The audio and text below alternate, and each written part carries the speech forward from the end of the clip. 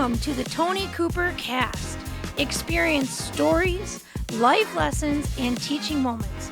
Join us as we inspire you to be your authentic self. Welcome once again to the Toni Cooper Cast. Thank you so much for joining us. I appreciate each one of you.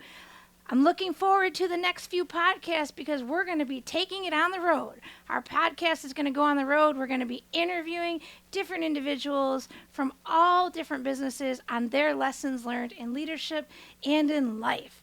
So join us when those come up. I'm excited for that. Today, the question is, have you ever fallen down? Have you ever fallen down? And when you did you get back up? And then how did you handle it? All right, so we're going to go way back in the past for me. And here we go.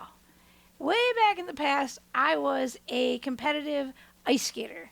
And let me tell you, it is still in my blood. I love the ice skating industry. I love athletics in general and the sports industry in general. So working with athletes is a wonderful thing for me. But I can tell you that when I first started skating, you get on the ice, you tiptoe around, and you fall down, and you get back up, and you fall down, and you get back up. And what an amazing lesson that you get in the ice skating world. Because literally, the first time you get on the ice, you're going to fall down at least once. And every time, you're going to have to get back up and try it again. So I didn't even think about those lessons in there. Well, I always remember this day in skating. So it's a competition day. And I may sound like a happy, positive, wonderful person, and I was positive in the skating world, but here is how I prepared for competitions. Probably not the nicest person. I apologize to anybody I was ever rude or disrespectful to, but here's what happens. I try to get into my own brain and just focus. So I would go into an area all by myself, didn't really want anybody around me, and just think for myself, at least 30 minutes before I competed. And so I would do that.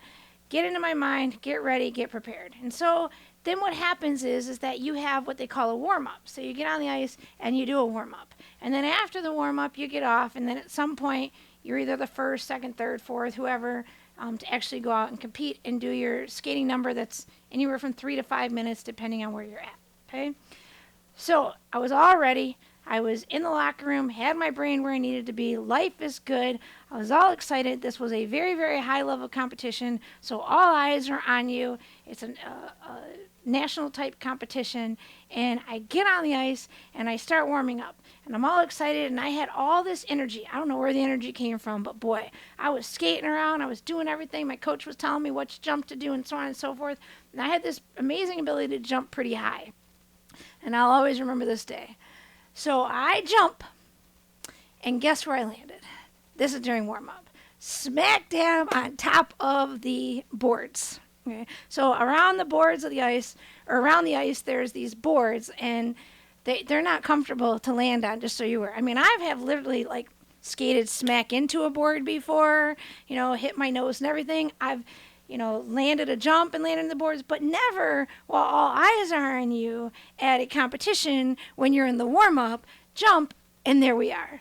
And that's when you look at the other coaches and the judges and you go, hi, I'm hanging over. So think about like a wet noodle hanging over something. That was me hanging over the boards. Okay. So there's a lot of ways that I can handle it.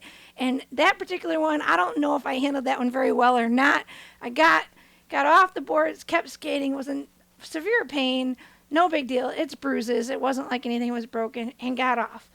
Now, I wasn't mentally shattered. I have a wonderful coach that knew how to, pump me up, how to get my brain where it needs to be, how to look in the mirror and see yourself in the right way, and we did that, and I went out and competed. To be perfectly honest, I have no idea what I got at the competition. I don't know if it was first, second, third, or last. I have no idea. All I remember is jumping, landing on the boards, looking like a wet noodle, hanging over the boards, and saying hi, as if like, hey, how are you? I'm here, thank you, and walking off in, kind of embarrassment a little bit. Well, the thing is that this is all of us. I mean, every one of us has fallen down. You know this, right? You either skated and fallen down. I mean, everybody that knows me knows that I'm not the most graceful individual in the world, even though I skated. Let's put it this way. I've had 7 concussions. That should tell you something. And one of them was because I literally closed a door on my own head. So figure that one out. I'm here. I told you it's about authenticity and transparency. So there you go. I mean, I literally got a concussion by closing a door on my own head. How do you do that? I have no idea, but that's a whole nother conversation. The point is, in life, we're going to fall down. And we can try to be the people or the leaders that try to make it so our team makes no mistakes. I've worked with leaders like that. I've had the amazing privilege of working with thousands and thousands of leaders. And I remember this one particular leader that he's like, well, I can't let them do that because I've done that before and it's going to fail. So he would just fix it for them, right? And so he never wanted his team to fail. He never wanted his team to make a mistake. So every time they started a project and he knew they were going in the wrong direction, he'd stop it and he'd go, no, you can't do that because it's not going to work. Now that does 2 things, right? It doesn't give them the opportunity to learn. And the other thing is they may do it right. So just because he fell down, just because he failed, doesn't mean everybody else is going to do that. No one else at that skating competition was hanging over a board like a wet noodle. Just me, right? So the people around me were doing just fine. So think about this as a leader or as a parent, okay, or as a teacher or as just an individual. How often in life do we try to hold people up and never get them the opportunity to fall down, never get them the opportunity to make a mistake? Every mistake is a lesson learned. Every time you trip, every time you fall, our job is to get back up and try it again or do it a different way. So we're working on a project, and the project's going well, and then we hit a roadblock in the project, and something happens, and you feel like the whole project's falling apart. The best thing we can do is stop and say, we've hit a roadblock, we've fallen. Let's just stop. Let's compose ourselves. Let's get back up, and let's develop a plan. Let's adapt. So here's what we should be doing, and here's what you should be practicing. Each time you fall down, each time you fail, take a deep breath, compose yourself, and adapt to the situation and try another way. Try another method. Okay? Now, is it okay to quit? Absolutely. If it's not working, quit that one and try this one. Right? It doesn't mean you're quitting. It just means you're doing something different. Okay? So there are going to be times we're going to trip. Hopefully you're not going to slam a door on your head. I hope that. But that's going to happen. So I'm going to tell you another story in leadership of another leader who was phenomenal at lifting people up the right way. Matter of fact, his company got voted the best company to work for within the United States, which is wonderful. Okay? And it was voted based on the culture and the way that the CEO handles them. And he's a phenomenal CEO. He's an amazing servant leader. And so here's what he did. He had a team, and I can't give you the details of the project, but they were working on a very extensive project that was going to take about 300 days just to plan. Okay, and then once the planning was going to happen, it would take about 2 years of implementation and quite a few $1 million. So it's not a small project. And they were in, don't quote me, but they were in day like 180, somewhere around there. I don't exactly know the number, but they were halfway through the planning process and developing a plan and trying to figure it out. And he looked and he said, it's not going to work. He says, the plan that they have is not going to work. And I looked at him and I said, well, are you going to stop it? He goes, no, if I stop it, they're not going to have the buy-in and the desire. They're going to have to figure it out on their own. He says, so what I'm going to do is I'm going to lead them to this. He goes, I'm going to help them fall down, essentially. I'm going to help them mess up. So he walked in, and I got to be a witness to this, which was a phenomenal thing to witness. And he walked in with the team, and they're around this, like a big oval-shaped conference table, and there were 12 of them. And they're in the planning process, and he was sitting with them, and I got to just be an observer in the room, which was neat to watch. And there was like 3 of the steps of the planning process. If they did that, it could have made the whole entire project blow up. But instead of standing up as a leader and saying, we're not going to do step 10 and 11 and 12 because it's going to blow up, this is what he did. He said, I'm going to ask you some questions. And what he proceeded to do is he started asking questions.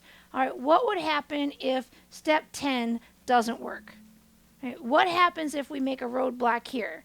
Okay, and he asked a bunch of questions and kind of led them in a direction for them to actually be critical thinkers, think for themselves and go, ooh, we just fell down. We just screwed up. We have to change course. We have to fix this. And see, that's the beauty. Every fall down, every failure is a lesson learned and an opportunity to change courses and to adapt. The beauty is they had an amazing leader that gave them that opportunity to adapt and to change. And instead of him walking in and saying, hey, look, when you go out on the ice, you know that you're going to jump and you're going to go over the boards, so don't do it.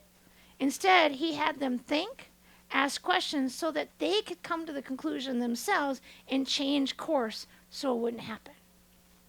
This is the beauty of leadership, and this is the beauty of ourselves. There's really two lessons here, right? Lesson one is we're all going to trip. We're all going to make mistakes. We're all going to fail. How we handle that failure makes all the difference. So the lesson there is when we trip, when we fall, get back up, take a deep breath, and adapt or change or go a different direction. But look at it differently. Okay? Look at it and say, this is just a lesson learned, or this is an opportunity to do it a different way. Now, I was telling this story once to a group of young kids. They were in high school. And actually, they weren't. They were in 8th grade, so that's not high school yet. But they were in 8th grade. And I'll always remember this. The one girl says, so I broke my leg, and I broke my leg because I was walking on this pavement, and I wasn't paying attention, and I literally tripped, and I just broke my leg. So what you're telling is that when I broke my leg, I should have stood up, take a brief breath, and said, I'm going to go a different direction? No.